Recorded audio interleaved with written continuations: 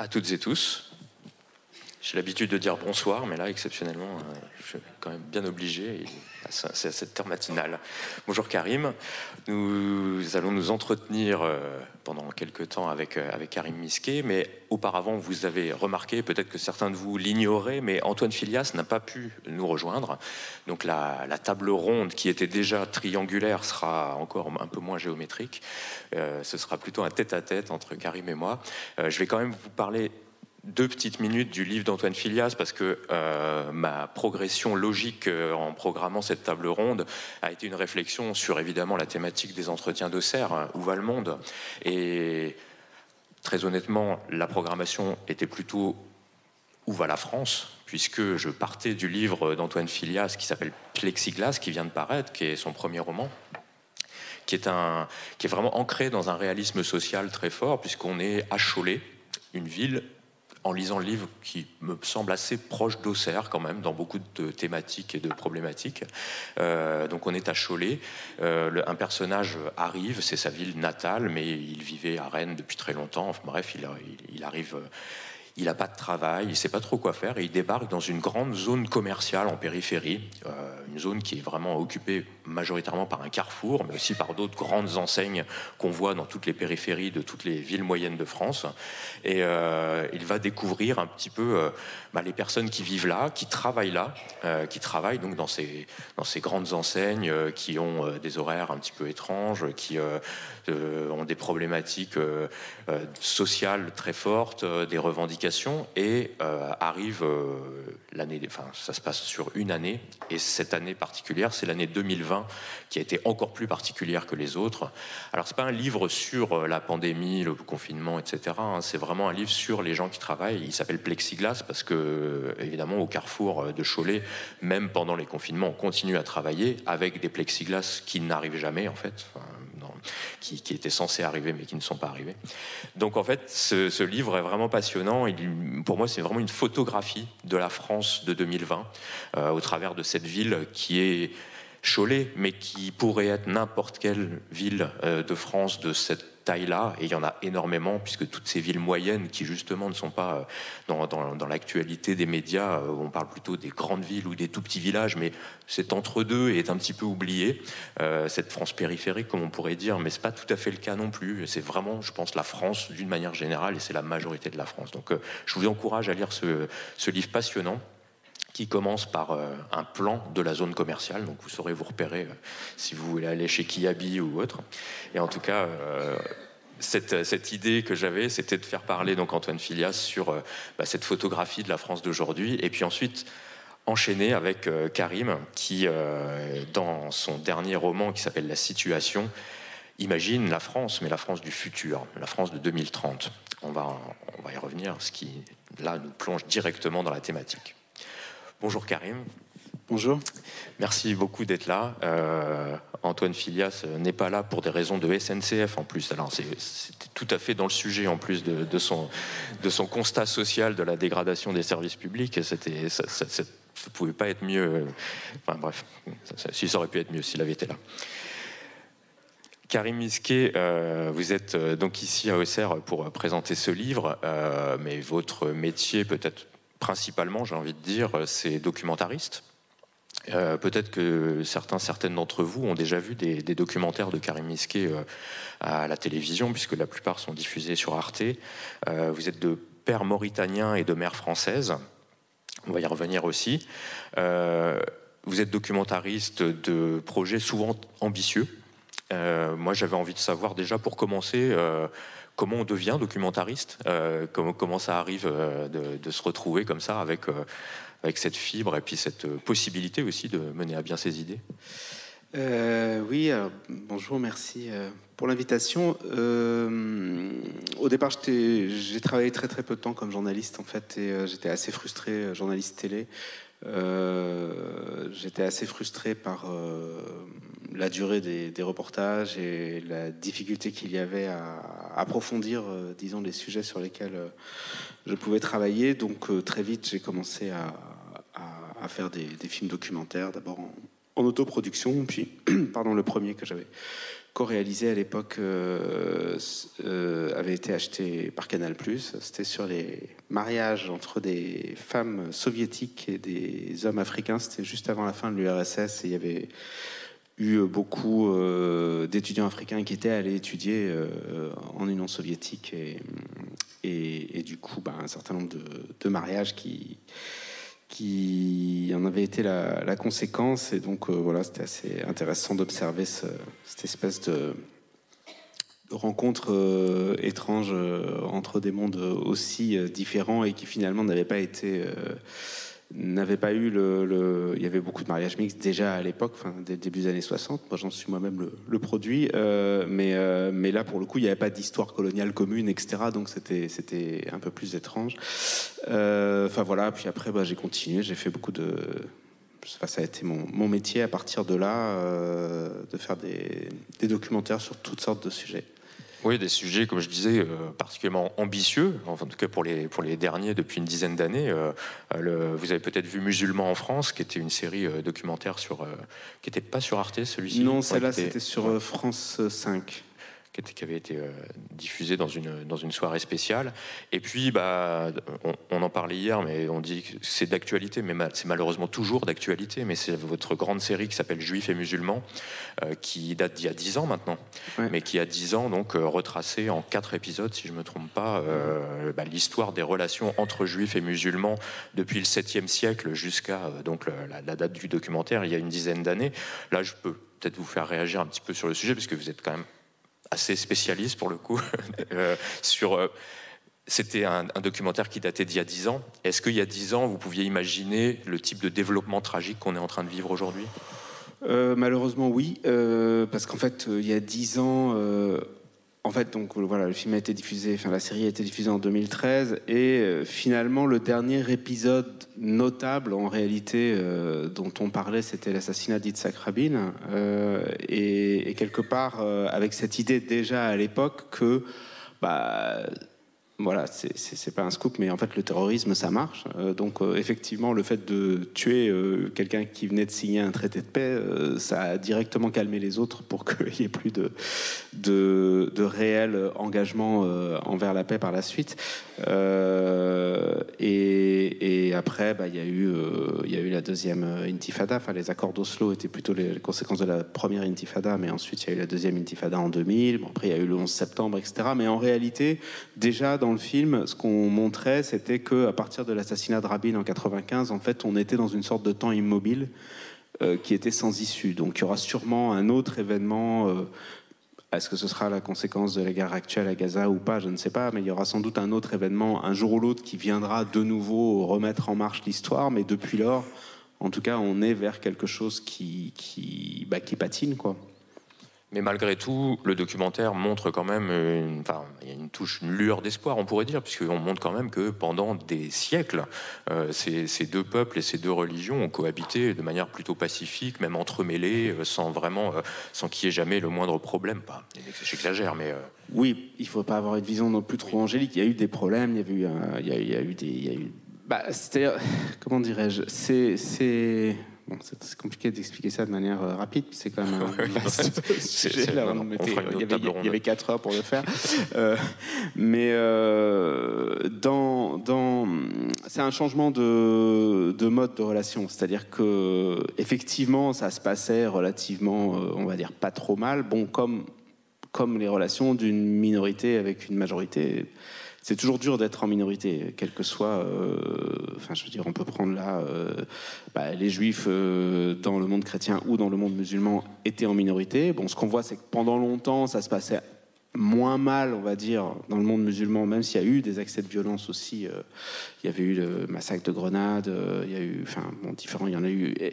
Mais après, ce qui s'est passé, c'est que donc c'était le statut de dhimmi, c'est-à-dire le statut en terre d'islam qui était celui des minorités chrétiennes et juives, donc un statut d'infériorité, mais quand même, vous pouvez être là, vous pouvez exister, vaquer à vos occupations. Il y avait une reconnaissance du statut malgré tout. C'était pas Voilà. un ennemi, mais c'était quelqu'un qui faisait partie de la société. Il fait partie de la société, il ne peut pas avoir accès au pouvoir politique, etc. Bon, de toute façon, ce n'était pas des démocraties à l'époque.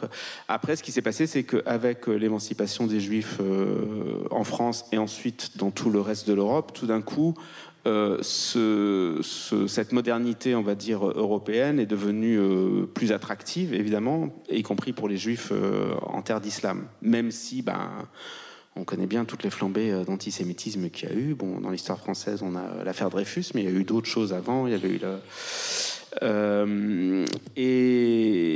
et donc c'est cette espèce d'irruption, on va dire, d'une histoire dans une autre, c'est-à-dire que du coup, et après, c'était l'impérialisme ou directement le colonialisme selon les zones. L'Empire ottoman s'est défait, etc. Et il y a eu c'est le truc de diviser pour mieux régner, quoi. C'est-à-dire qu'effectivement, les Occidentaux se sont plutôt appuyés sur les minorités juives et chrétiennes. Et donc ça a d'une certaine manière défait, en fait. Voilà, et évidemment, de manière assez logique, les Juifs ont été plutôt attirés de ce point de vue-là par le système occidental qui leur promettait une égalité qui pour le coup n'était pas encore d'actualité dans le monde musulman. Et ensuite, quand il y a eu les nationalismes qui se sont créés, nationalisme arabe notamment, il s'est créé en fait sans les Juifs, même si les Juifs aussi étaient arabophones.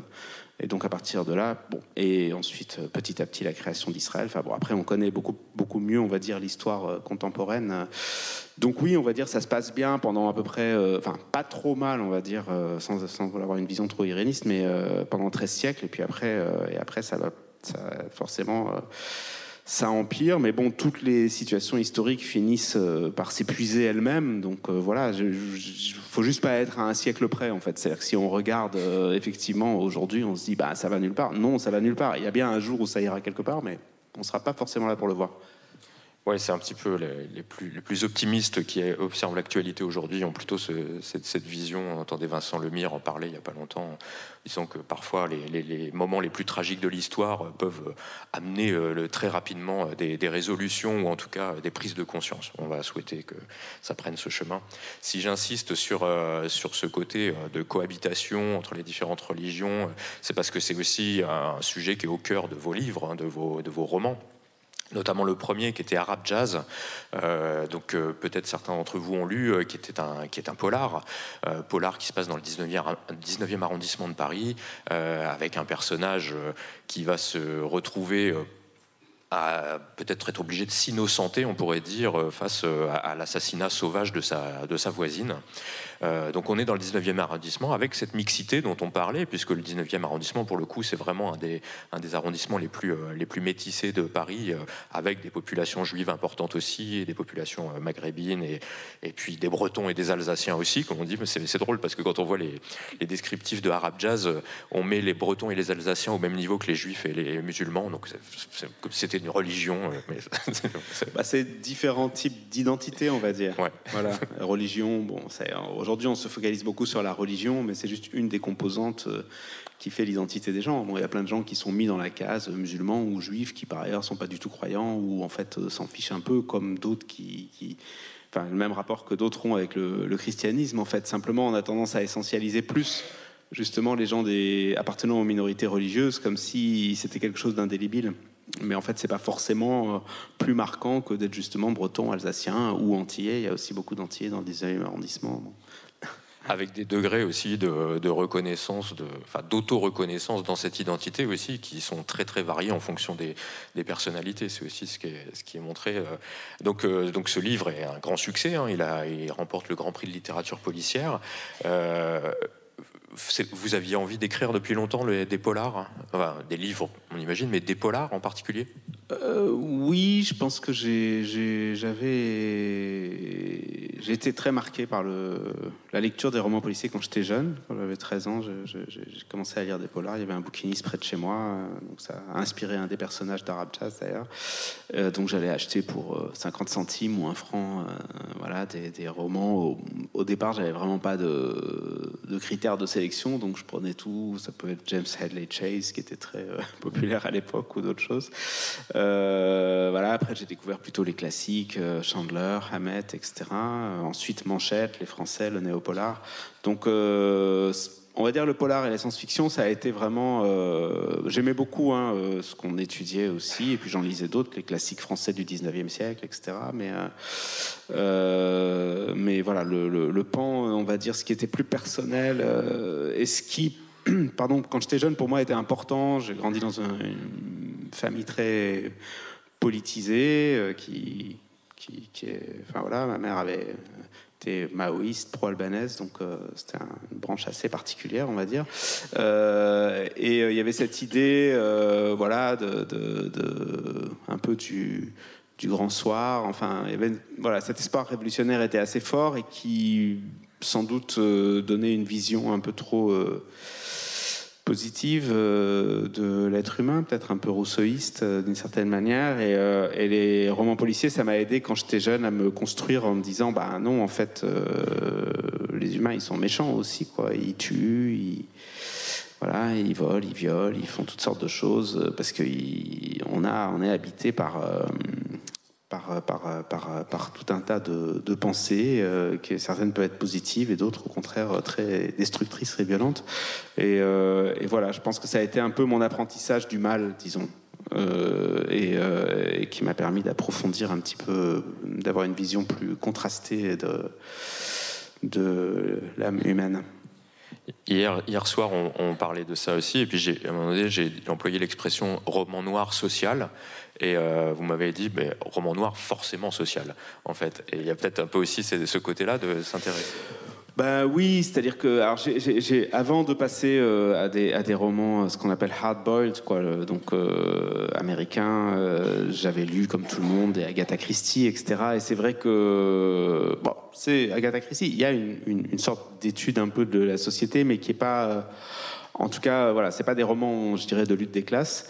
Et donc pour moi, effectivement, le type de roman noir qui m'a touché, c'est plus ce roman qui montre, qui fait une sorte de comment dirais-je, qui tranche un peu, quoi, qui permet de mettre à vif toutes les contradictions de la société. Donc que ce soit ces romans-là des années 40, 50 en provenant des États-Unis, ou que ce soit ensuite ce qu'on a appelé le néo-polar, donc avec Jean-Patrick Manchette, qui m'a aussi beaucoup marqué. Et moi je pense que oui, le bon polar pour moi c'est ça, c'est pas trop le truc de la devinette, on s'en fout un peu en fait. C'est ce que, enfin, les romans comme Agatha Christie et tout, on appelle ça des whodunit en anglais, quoi. Who has done it? Qui est-ce qui a fait le crime? C'est le principe du Cluedo, quoi. Est-ce que c'est le colonel Moutarde ou machin? Mais moi ce qui m'intéresse, c'est le colonel Moutarde. C'est quoi son background? Pourquoi est-ce qu'il est colonel? Il vient de quelle couche de la société? Qu'est-ce qu'il a fait comme saloperie pour en arriver là? Voilà. Oui, en effet, c'est exactement Arab Jazz, c'est une sorte d'hommage, ou en tout cas non, c'est peut-être une propension naturelle à aller vers ce que vous aimiez. Oui, c'est un peu les deux. J'avais l'impression de faire à la fois un roman policier et une sorte de méta-polar d'une certaine manière, quoi, parce qu'évidemment, voilà, j'ai écrit ce roman donc au début du siècle, on peut dire maintenant. Il y a 11 ans qu'il a été publié, donc j'ai commencé dans les années, à la fin des premières années 2000, quoi. Enfin, entre 2005 et 2011, j'ai écrit ça. Et donc, ça faisait quand même déjà longtemps, même pour ce type de roman qui, moi, me parle, ce type de roman hardcore américain comme ça, on était déjà 3/4 de siècle après, quoi. Donc forcément, j'allais pas faire comme si toute cette histoire n'existait pas. Donc oui, dans ce sens-là, c'est un hommage. C'est-à-dire, j'utilise consciemment des codes qui ont été pensés par d'autres et je les remanie à ma manière. Et il y a aussi ce côté ça c'est ce que vous dites d'en appartenir, on va en parler juste un petit peu après, mais brièvement, ça c'est un texte qui est plus autobiographique, et même très autobiographique d'ailleurs. Ce que vous dites au propos de l'écriture de Arab Jazz, c'est que enfin, comparé au documentaire, on peut faire ce qu'on veut, en fait. Il y a aussi cette absence de carcan, on va dire, du réel, qui est permis par la fiction. Oui, tout à fait. Alors, j'avais dit en paraphrasant Clausewitz que le polar était la continuation du documentaire par d'autres moyens. Donc c'est ce que lui disait entre la guerre et la politique, si je me souviens, ou la diplomatie.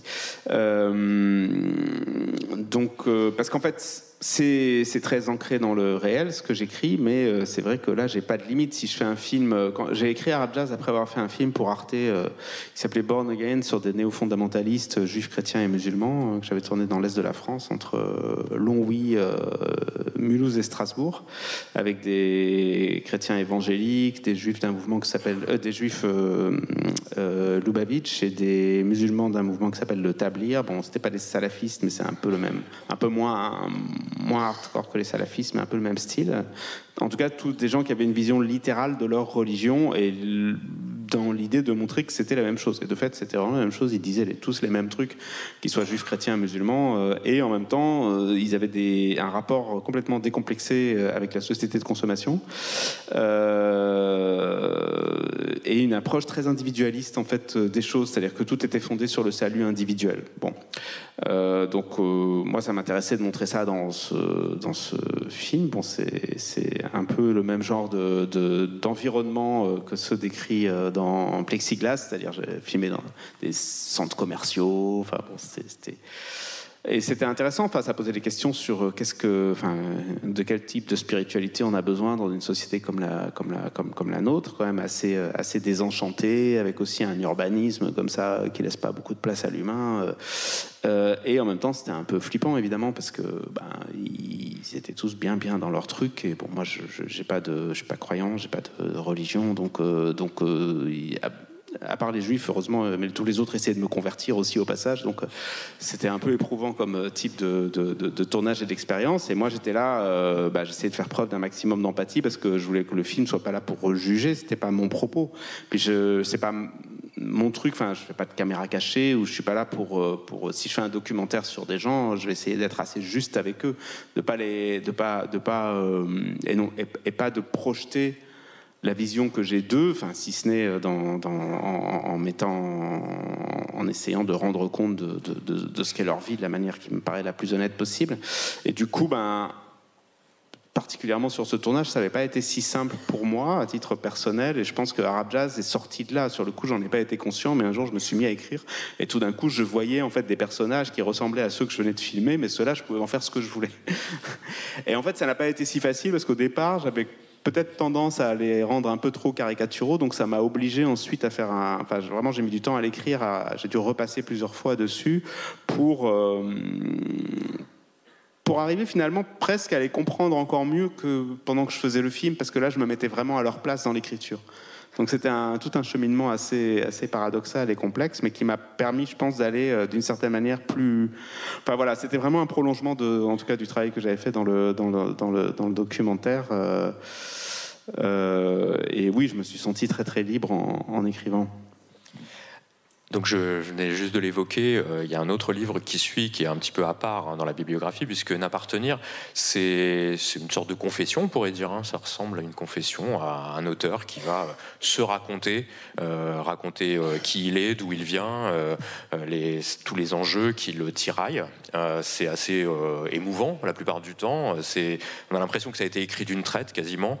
C'est quelque chose qui vous a travaillé à un moment donné. Il fallait vous raconter, vous personnellement, ni par l'intermédiaire des documentaires, ni par la fiction, mais vraiment donner cette vérité-là.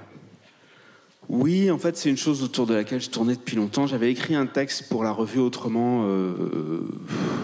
en 96, je crois, ou 97, qui s'appelait Paris Nouakchott, Nouakchott Paris, sur mon premier voyage en Mauritanie quand j'avais 15 ans. Bon, c'est des choses que j'ai reprises dans N'appartenir. C'était un texte qui était un peu plus à distance. J'avais une trentaine d'années à l'époque.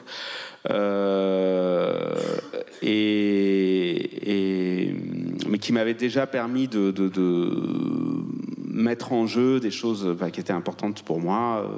Donc voilà, ces questions d'être entre deux mondes, même si moi j'ai grandi en France. Mon père était exilé politique, donc on n'avait pas le droit de retourner en Mauritanie. La première fois que je suis allé, j'avais donc 15 ans, et tout d'un coup je me suis retrouvé là dans un monde que je ne connaissais pas. J'avais grandi dans le 5e arrondissement avec ma mère, donc marxiste-léniniste, athée, et tout d'un coup je me retrouvais dans une famille d'une tribu qu'on appelle là-bas maraboutique, c'est-à-dire de Zouaya, on dit en arabe, des gens qui sont vraiment dans la religion, qui sont un peu des intercesseurs d'une certaine manière pour les autres, des aristocrates du désert, où on m'a emmené à la mosquée, etc. Alors que mon père m'avait expliqué juste 3 jours avant, il m'avait dit comment faire la prière, donc moi je m'embrouillais, enfin j'avais pas spécialement envie de le faire au départ, mais il m'a dit bon, si tu le fais pas, c'est pas la peine d'y aller parce que de toute façon ils vont pas comprendre. Lui, bon, il savait très bien qui j'étais, hein, il voulait pas me transformer moi, mais il m'a dit bon, si tu veux aller là-bas, tu es obligé de jouer le jeu parce que c'est comme ça que ça marche, quoi.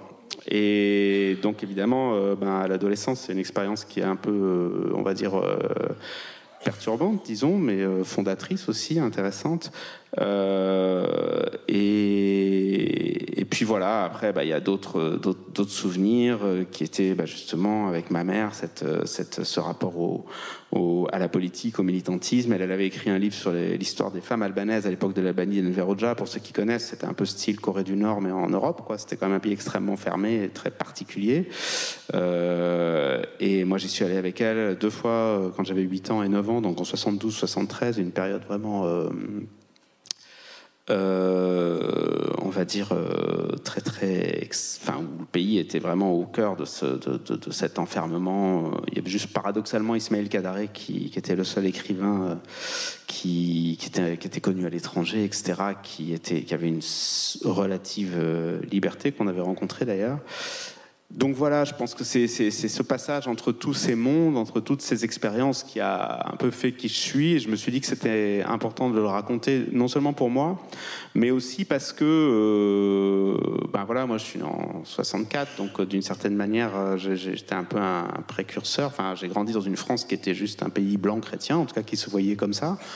On voit bien aujourd'hui que le fait que ça change n'est pas simple à accepter pour tout le monde, mais en tout cas, ça a changé, ça c'est sûr. J'ai des enfants qui, d'une certaine manière, ont grandi dans un pays qui n'était pas le même que celui dans lequel j'avais grandi.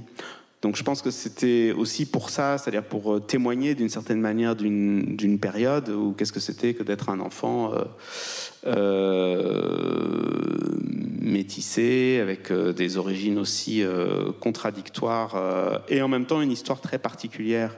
Et en fait, je pense que c'était ça aussi qui était important. C'est un peu le sens de ce que je disais tout à l'heure sur cette question des identités juifs, musulmans, alsaciens, machin. C'est-à-dire qu'en fait, on a tendance à essentialiser ce qu'on appelle aujourd'hui les personnes racisées, et alors que toutes leurs histoires sont différentes. Donc finalement, je pense que c'était aussi un peu ça l'idée, c'est-à-dire de raconter une histoire aussi bizarre et particulière que la mienne, parce qu'en fait, et ça a marché d'ailleurs, plein de gens, du coup, se sont mis, quand je faisais des rencontres, etc., à me raconter leur histoire à eux, qui pouvait être... qui n'avait rien à voir avec la mienne, mais qui en tout cas était une histoire qu'ils n'avaient pas trop réussi à partager, par exemple avec d'autres, parce que ça correspond pas aux clichés habituels. Et d'une certaine manière, de lire le livre, il y avait un petit côté développement personnel dans le truc, c'est-à-dire de lire quelque chose qui fait se sentir que oui, moi je... Voilà, ça a parlé aussi à des gens qui étaient sur plus des problématiques d'identité de genre, d'orientation sexuelle et tout ça. Enfin, je veux dire, on est tous... chaque individu, finalement, a une histoire qui fait qu'il ne colle pas réellement. Bon, donc la mienne, elle est orientée autour de ces questions d'origine, de religion, de politique aussi. Mais ça peut être pour plein d'autres raisons. Donc, voilà. Eh bien, on va aller dans le futur. En 2030, je vous ai annoncé la date tout à l'heure, mais je ne vous ai pas annoncé la date précise. On va commencer avec le 7 février 2030, qui est un point de bascule, je vous l'apprends, dans l'avenir, un point de bascule particulièrement violent, puisque ce 7 février 2030... Des miliciens d'extrême droite prennent d'assaut l'Assemblée nationale française et commettent un carnage à l'intérieur, c'est-à-dire qu'ils vont assassiner plusieurs députés et ainsi que la présidente de l'Assemblée. Et ce choc, en fait, extrêmement violent, cet attentat, va réveiller une grande partie de l'extrême gauche française, et notamment parisienne et en région parisienne, qui vont eux aussi prendre les armes, ce qui va entraîner dans la situation. Donc la situation, c'est ce moment historique du futur, hein, qui est qualifié comme tel, comme peut-être autrefois on a qualifié d'événements, les événements de mai 68. Là, ici, on a cette situation. Et ben, cette situation n'est rien d'autre qu'une guerre civile en 2030 en France. C'est ce que vous décrivez. Et donc le point de départ du livre et de tous ces événements, c'est le 7 février. Moi, j'ai envie de savoir quel a été, votre point de départ pour l'écriture de ce livre. Qu'est-ce qui a mené à cette projection futuriste ou d'anticipation? Oui, alors c'est le 6 février, en fait, c'est l'anniversaire du 6 février 1934, qui était, enfin, bon, on pourra en parler tout à l'heure, mais bon, qui était un événement, pour ceux qui connaissent de l'histoire de France, où les ligues fascistes qui existaient à l'époque en France ont effectivement attaqué l'Assemblée nationale, et qui continue de rester une date qui est célébrée par pas mal de gens à l'extrême droite. En fait, moi, il y a eu deux moments déclencheurs pour l'écriture de ce livre. Le premier, c'était dans un théâtre, comme celui-ci, pas exactement, c'est la place de la Contrescarpe à Paris. Il y avait une soirée, je fais des ateliers d'écriture dans une école qui s'appelle Les Mots à Paris, où, voilà, ce sont différents écrivains qui font des ateliers d'écriture. Et là, ils avaient décidé de renverser la donne, c'est-à-dire de donner une consigne d'écriture aux écrivains qui étaient sur scène, et en un quart d'heure, il fallait écrire un petit texte. Et donc, ça se passait vers les débuts, enfin, quelques mois après le déclenchement de la guerre en Ukraine. Et il se trouve que et donc la consigne d'écriture, c'était une phrase que j'ai mise en exergue du livre, qui était une citation de Françoise Héritier, qui dit en gros « Et vous, qu'est-ce qui vous manquerait le plus si tout cela devait s'arrêter demain ?» quelque chose comme ça. Et donc c'était peu après, je pense, le bombardement du théâtre de Mariupol. Donc on était beaucoup avec toutes ces images en provenance d'Ukraine. Et moi, ça m'a ramené à des souvenirs que j'avais plutôt en Afrique et au Proche-Orient, dans des pays où j'étais passé, qui avaient connu des guerres civiles, et où des gens me racontaient en gros comment ils avaient survécu. Donc en fait, dans une guerre civile, vous avez partout des checkpoints, des barrages, les gens vous demandent vos papiers d'identité. Parfois, comme au Liban par exemple, ils demandaient aux gens de prononcer un certain mot, et s'ils le prononçaient par exemple à la palestinienne et pas à la libanaise, boum, on les amenait. Ça, c'était sur un barrage tenu par des miliciens phalangistes, par exemple, chrétiens. Ils emmenaient la personne sur le côté, ils la tuaient, et puis ils continuaient. Voilà, c'est un truc assez mécanique. Bon, au Congo, par exemple, Congo-Brazzaville, où il y avait une guerre civile aussi, on regardait où vous étiez né. Si vous étiez né dans une région qui était celle de la milice opposée, ben la même chose, on vous amène sur le côté, on vous tue, etc. Mais il y a toujours des moments où ça dérape. Donc moi, j'avais eu souvent, ça m'est pas arrivé souvent d'aller dans des endroits après des guerres civiles, mais ça m'est arrivé plusieurs fois. Et les gens me racontaient des histoires comme ça, de comment ils se trouvaient qu'ils avaient survécu. Voilà. Et donc ces souvenirs-là se sont réactivés par la guerre en Ukraine. Donc c'est resté dans un coin de la tête. Je me suis dit, bon, je vais écrire un livre sur une guerre civile ici, sur comment est-ce qu'on s'en sort, en fait. Au départ, c'était ça mon idée, quoi. Et donc le texte que j'ai écrit, là, j'avais pas encore l'idée de faire un livre, hein. Vraiment, c'est juste, j'ai écrit un texte comme ça, et c'était juste une image mentale de deux types qui avancent vers un barrage de miliciens vers Avenue de la République à Paris. Et ce barrage, il n'était pas là la veille, donc ils n'avaient pas prévu. Ils étaient sortis, parce que le problème aussi, c'est le ravitaillement. Donc on sort pour aller faire des courses, et ah zut, en fait, cette milice-là, elle a avancé, donc le barrage, il est là, ils nous ont vus, on ne peut plus reculer. On est obligé d'y aller, et on sait que cette milice-là, ils font passer des QCM, et si on répond mal au QCM, on se fait tuer. Bon, c'était ça mon idée, que j'ai pas gardé d'ailleurs exactement dans le livre, mais en tout cas, bon, là, c'était un texte très court, hein, voilà. Et l'un des deux avançant vers le barrage, donc j'avais l'idée de deux types, dont un s'appelait Tony, et l'autre, et ce type-là, Tony, dit à l'autre, ah ouais, mais j'ai lu un truc dans un vieux livre du XXe siècle, et donc c'était la citation de Françoise Héritier, voilà. Et vous vous, qu'est-ce qui vous manquerait le plus? Et du coup, l'autre personnage qui écrivait à la première personne, il répond, moi, ce qui me manquerait le plus, c'est des tartines beurrées avec un chocolat chaud au comptoir d'un café à Maubert Mutualité. Bon. Et puis dans sa tête, il se disait, sauf que de toute façon, le café, il a été détruit par un bombardement et il faut passer 3 barrages pour arriver jusqu'à là-bas. Donc c'est pas aujourd'hui que ça va se passer. Et puis ça s'arrêtait là, en fait. Je n'allais pas plus loin. Mais j'avais gardé cette idée. Et après, il y a eu les élections présidentielles, puis législatives. Et au moment des élections législatives, c'est là, tout d'un coup, tout le monde parlait d'une France coupée en 3. Et comme parallèlement sur les plateaux télévisés, il y avait de plus en plus des discours autour de mais on va vers une guerre civile, etc. Et je me suis dit ok. Ayant vu des gens survivant à des guerres civiles, je sais que c'est vraiment pas une chose enviable, une guerre civile. Donc je pense que c'est pas une chose avec laquelle on devrait trop jouer sur les plateaux télé. Mais bon, voilà. Et donc je me suis dit dans ce cas-là, il faut au moins raconter à quoi ça ressemble.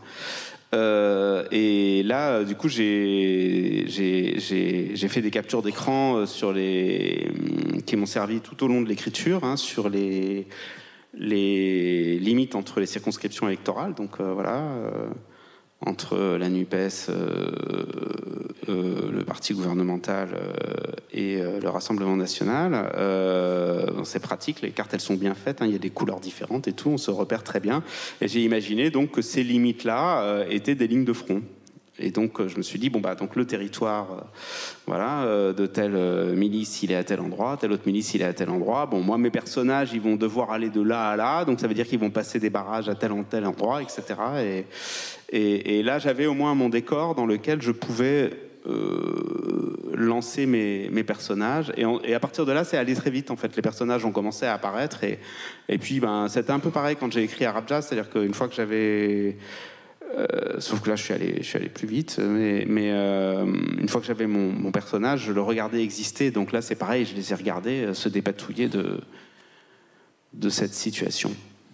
Oui, je me suis posé la question justement du morcellement de Paris, puisque effectivement il y a des checkpoints dans Paris et dans le livre, il faut effectivement traverser et montrer patte blanche à plusieurs reprises. Je me suis posé la question de savoir si ça venait aussi peut-être d'une vision aujourd'hui. Est-ce qu'aujourd'hui Paris semble aussi morcelé que ça d'un point de vue, je sais pas si c'est pas démographique, mais en tout cas, est-ce qu'il y a vraiment des différences considérables entre différentes parties de Paris qui pourraient justifier cette vision aussi?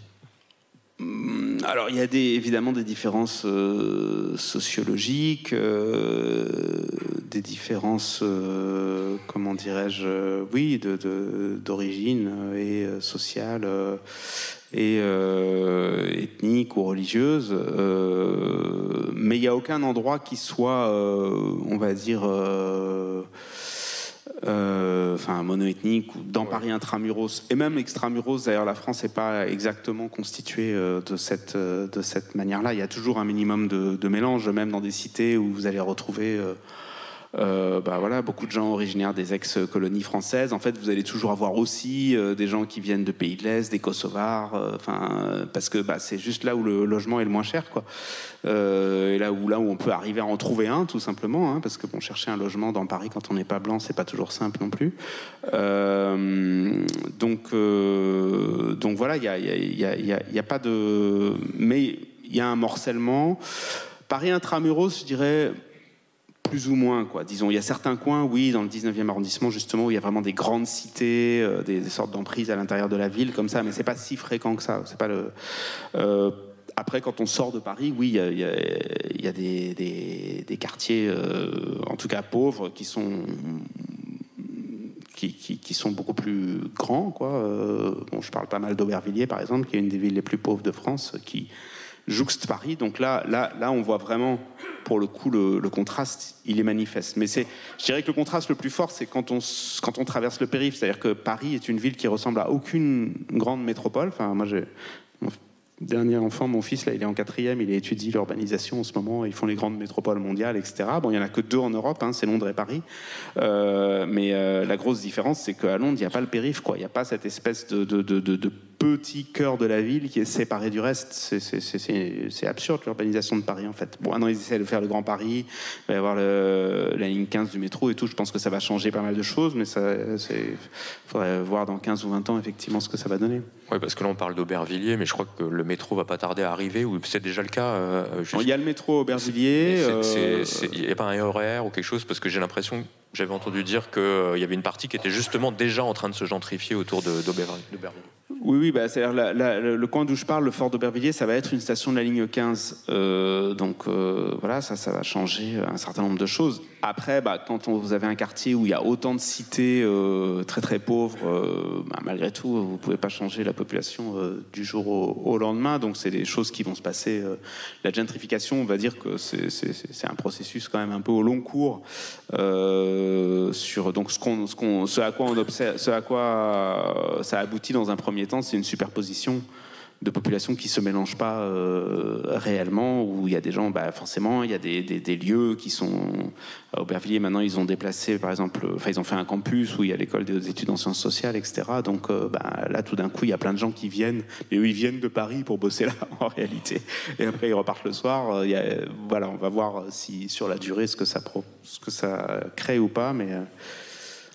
Vous avez parlé des trois forces en présence, on pourrait dire, de cette espèce de vision tripartite de la France.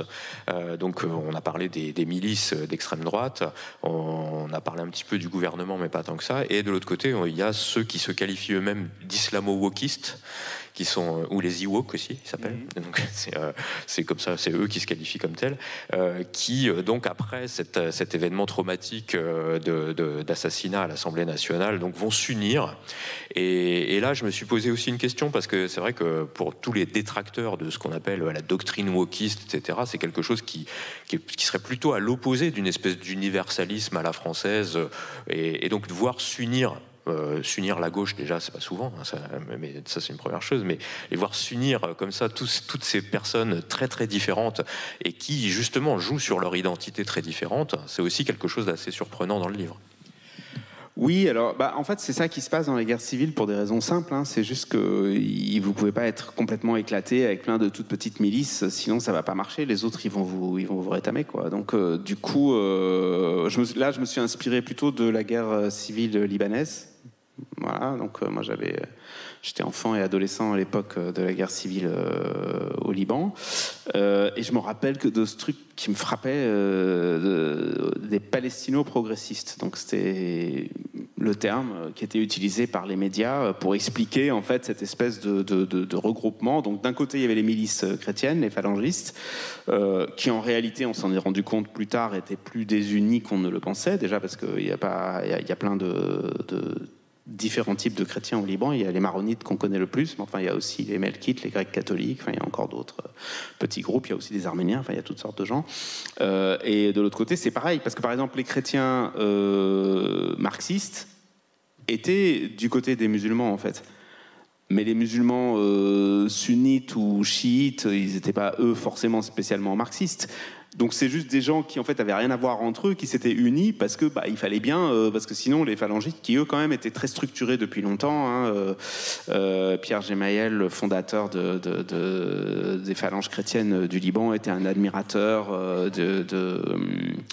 je pense des jeunesses hitlériennes en fait, hein, au départ, et de Mussolini. Donc il avait créé son mouvement déjà dans l'entre-deux-guerres, donc ils étaient très structurés, etc. Donc de l'autre côté, il a fallu qu'ils rassemblent plein de forces. En fait c'était n'importe quoi, enfin il n'y avait pas donc voilà, j'imaginais un peu un truc du même genre en France, où j'imagine qu'il y a d'un côté suite, on va dire, à des affrontements violents avec la police. Bon, ça, on l'a déjà connu, parce qu'on voit comment, on va dire, la gestion des manifestations a changé. Là aussi, c'est une grande victoire pour le coup de l'État islamique, c'est-à-dire que le fait d'avoir... il y a eu l'état d'urgence, mais après, en fait, on a d'une part intégré dans la loi commune un certain nombre d'articles qui venaient de l'état d'urgence, ce qui fait que vous avez plein d'écologistes aujourd'hui qui sont fichés S, par exemple, et on ne peut pas complètement non plus les comparer aux terroristes terroristes qui ont fait les attentats du Bataclan, etc. Donc je dis que c'est une victoire dans le sens où ça amène à une société qui devient, on va dire, plus répressive, plus autoritaire, et donc qui se fragmente plus, en fait. Donc j'ai essayé d'imaginer à partir de ça que les syndicats, qu'on appelle les syndicats de lutte des classes, on va dire, enfin qu'on appelait comme ça dans le temps, donc la CGT, Sud, etc., ils en ont eu marre d'affrontements avec la police qui seraient devenus de plus en plus violents, et enfin qui le sont déjà devenus, mais j'imagine que ça va empirer encore. Et du coup, ils ont commencé à faire des stocks d'armes eux aussi, à s'armer, etc. Donc du coup, dès qu'il y a cette histoire du 6 février, eux, ils prennent les armes. Mais en même temps, ils ne sont pas les seuls à avoir des armes, et ils sont aussi beaucoup en Seine-Saint-Denis, dans les quartiers populaires, parce qu'on voit toujours la Seine-Saint-Denis à partir justement de ces questions identitaires et islamiques, etc. Mais en fait, c'est aussi un endroit où vivent plein de travailleurs, tout simplement, et plein de militants syndicaux, en réalité, parce que c'est là qu'ils peuvent se loger aussi.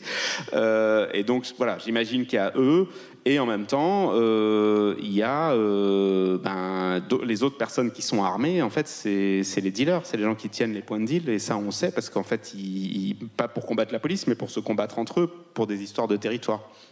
Donc du coup, forcément, tous ces gens-là vont se retrouver ensemble de manière pas du tout naturelle, parce qu'en fait, naturellement, on va dire que les dealers, en fait, en général, s'entendent plutôt avec les politiques de droite, en fait, parce qu'ils maintiennent aussi une certaine forme d'ordre, etc.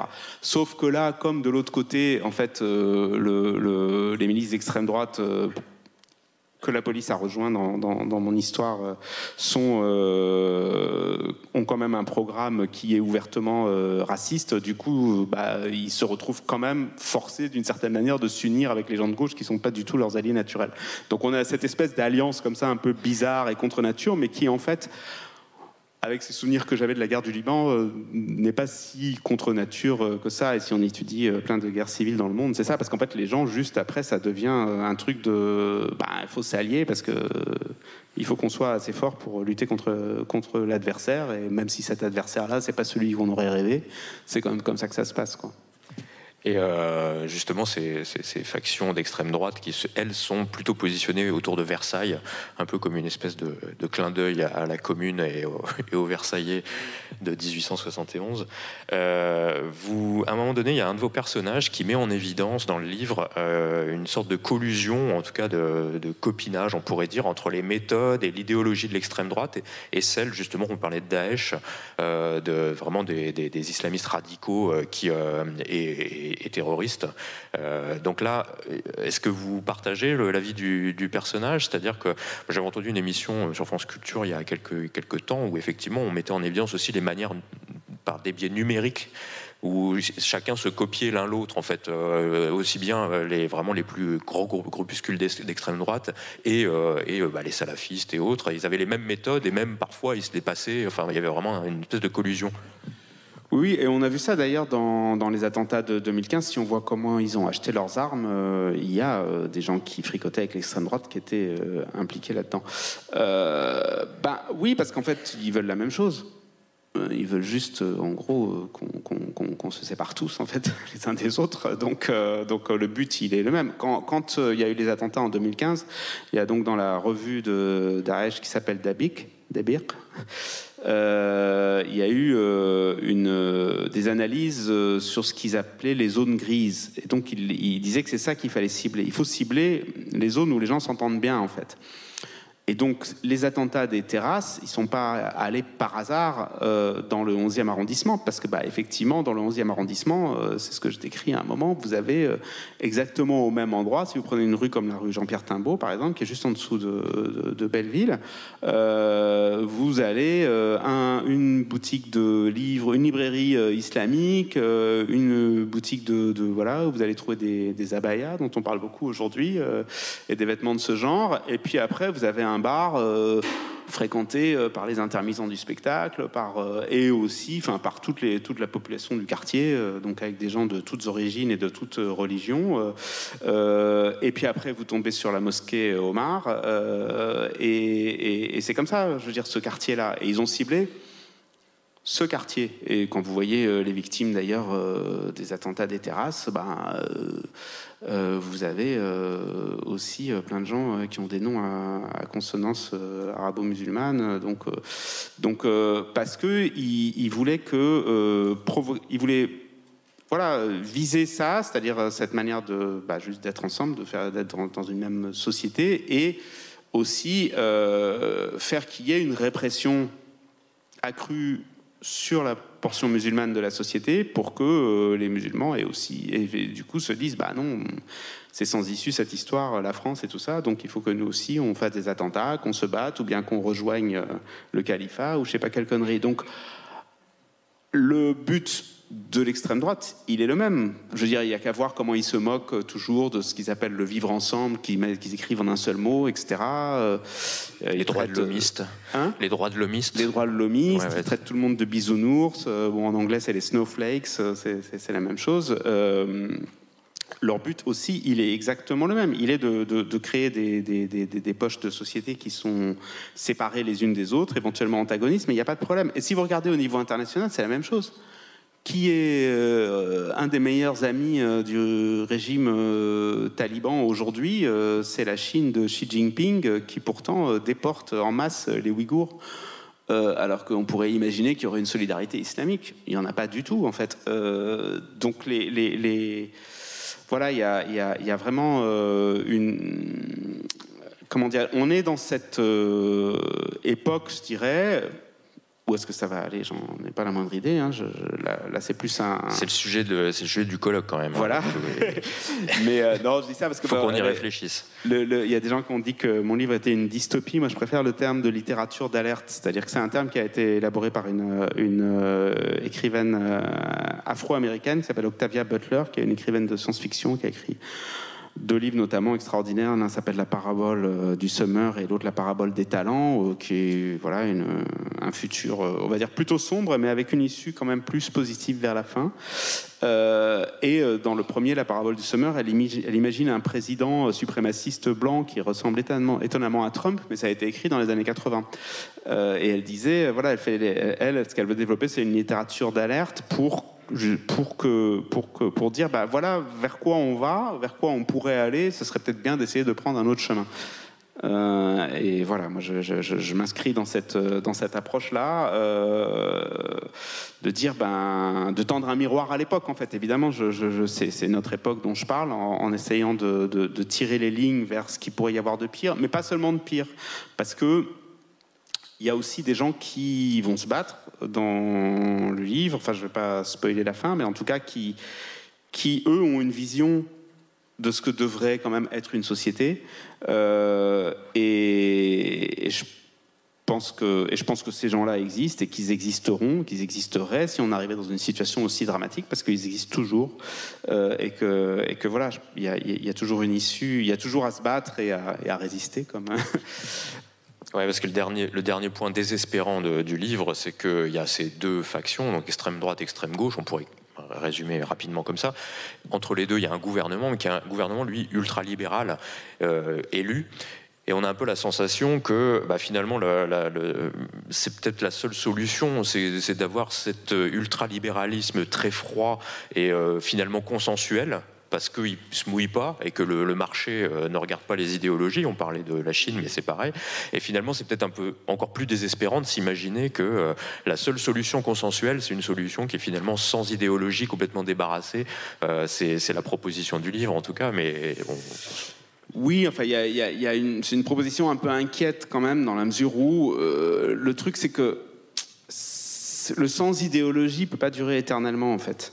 Et là-dessus, voilà, il y a une journaliste et essayiste turque qui s'appelle Ece Temel Kuran, qui a écrit un livre qui s'appelle Comment perdre son pays en 7 étapes ou un truc comme ça. Et elle explique à partir de ce qu'est devenu la Turquie d'Erdogan, comment un pays qui est quand même a des institutions démocratiques finit par sombrer dans un populisme de droite ou d'extrême droite. Et ce qui est intéressant, c'est qu'à partir de son expérience à elle, elle analyse aussi le Brexit, Trump, etc., c'est-à-dire ce qui se passe en Occident. Et elle dit à un moment une chose que je trouve juste, malheureusement, c'est que justement l'ultralibéralisme en fait n'a pas de doctrine, n'a pas d'idéologie, il s'en fout en fait. Parce que il dit je suis la seule chose possible, il n'y a pas d'autre possibilités, et c'est marrant parce que quelqu'un m'a parlé hier de l'année 1995 et donc cette grande grève qu'il y avait eu en 95, etc. Et c'est aussi une époque où il y avait un affrontement entre Touraine et Bourdieu, je me rappelle, et Touraine et les gens proches de lui aussi, ou des gens comme Minck, etc. Enfin, mais je pense que Touraine, il avait élaboré une idée et qui, je pense, s'est avérée relativement dangereuse, c'était le cercle de la raison. Et c'était de dire, en fait, pour avoir une vision comme ça raisonnable de la société qui puisse fonctionner, il faut rester à l'intérieur d'un certain cercle et on ne peut pas penser au-delà de ça. Et ça revient un peu à cette idée-là. On est dans un réel qui est acceptable, mais il n'y en a pas d'autre possible. Voilà. Et elle, ce qu'elle dit, J. Temel Kouran, elle dit, le problème, c'est que cette absence en fait de croyances et d'idéologie propre fait que du coup, ils peuvent adhérer à n'importe laquelle qui va leur permettre de se maintenir. Et donc, dans ce sens-là, le populisme de droite ou d'extrême droite peut très facilement devenir l'idéologie de l'ultralibéralisme. Voilà, et c'est ce qu'on voit à l'œuvre. Bon, ça, à vous de voir si vous le voyez à l'œuvre ou pas en France. Moi, je pense qu'il y a quelques signes, mais dans des pays voisins, par exemple un pays comme l'Angleterre, on peut voir tout ce qui se passait à l'époque avec Boris Johnson. Même là, avec Rishi Sunak, à un moment, il s'est mis tout d'un coup à reprendre tous les talking points, disons, des républicains américains sur l'idéologie du genre, etc. Alors que l'Angleterre a quand même des gros problèmes économiques à régler, et c'était une manière de... Voilà, on va prendre ces trucs-là, ces idées toutes faites, et on va les balancer, et c'est ça qui va nous permettre de rester au pouvoir. Et donc ça, voilà, c'est ça, je pense, qui est le danger de cet ultralibéralisme. Donc je le présente quand même pas comme une solution souhaitable, mais bon... et puis surtout, voilà, il y a tout un petit groupe de gens... qui se constituent en fait au fur et à mesure de l'histoire et dont on sent qu'ils sont quand même prêts à se battre pour que ce soit au moins pire, disons. Oui, non, je voulais pas non plus faire un portrait trop négatif de ce livre qui a des côtés négatifs, mais évidemment beaucoup de lueurs d'espoir aussi, et sinon on s'attacherait pas aux personnages qui vont vivre cette aventure si eux-mêmes n'étaient pas pleins d'humanité, heureusement.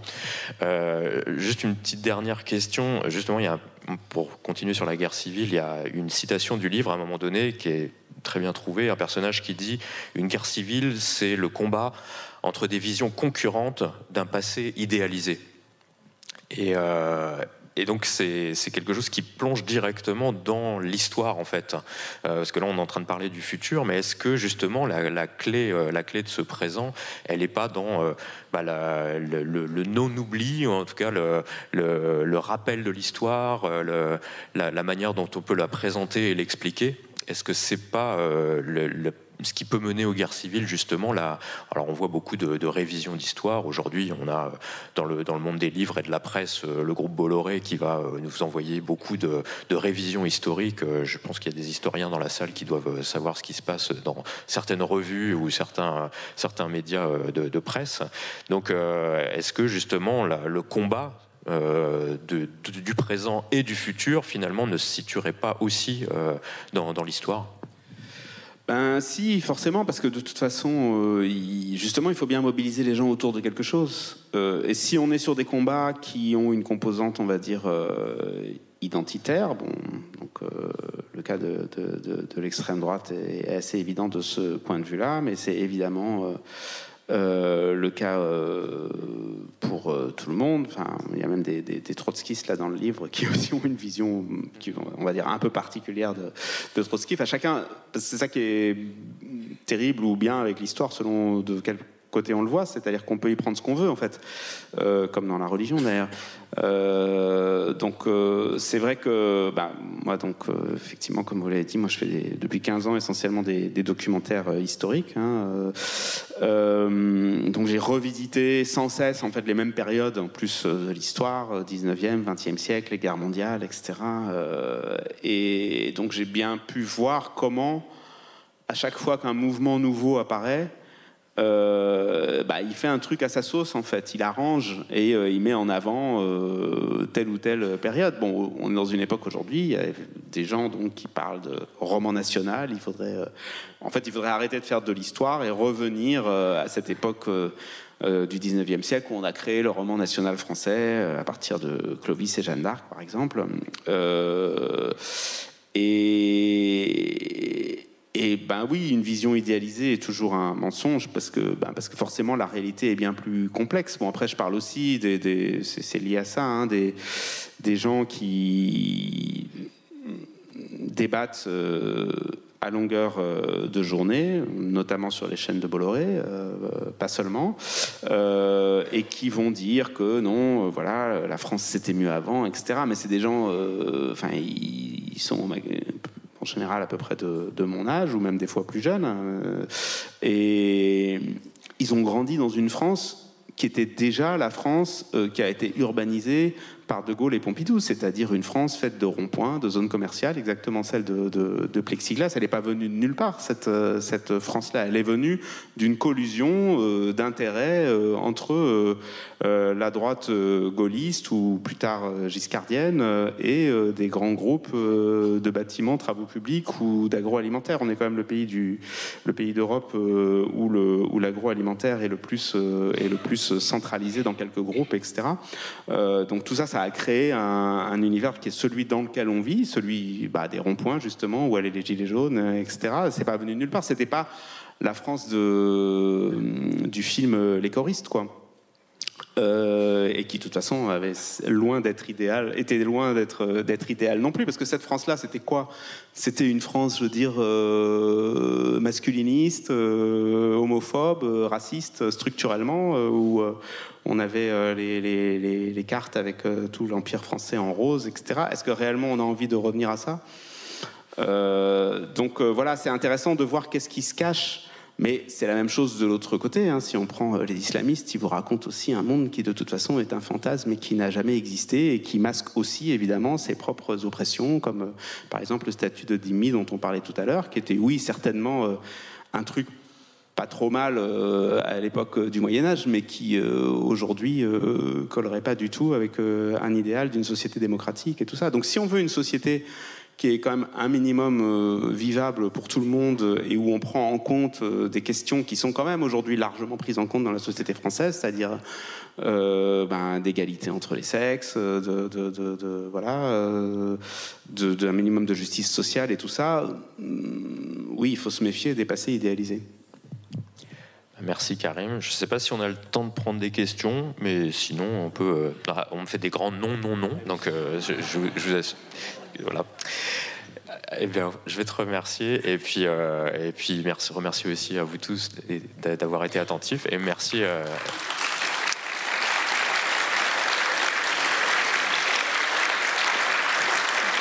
Je vous rappelle simplement la situation, donc ça on en a parlé, vous savez de quoi il s'agit. N'appartenir a été adapté en BD, ça s'appelle S'appartenir, et puis les autres ouvrages de Karim Misquet. Il y a aussi un livre qui est adapté de la série Décolonisation, qu'on a aussi sur la table de librairie. Merci beaucoup. Merci.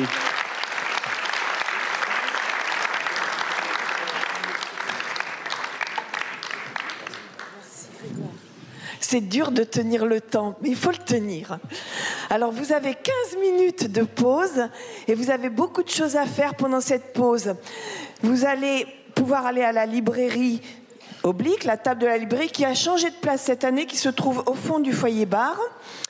Vous allez peut-être boire un café, et aussi vous allez aller voir le studio éphémère de Joël Lacour.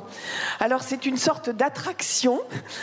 On va là-bas, on vous pose des questions, on vous prend en photo, et en fait, ce qu'on prend en photo, c'est votre visage, mais aussi votre pensée qui s'élabore pendant que vous réfléchissez aux petites questions qu'ils vous posent. Allez-y, vous ferez votre idée. À tout à l'heure.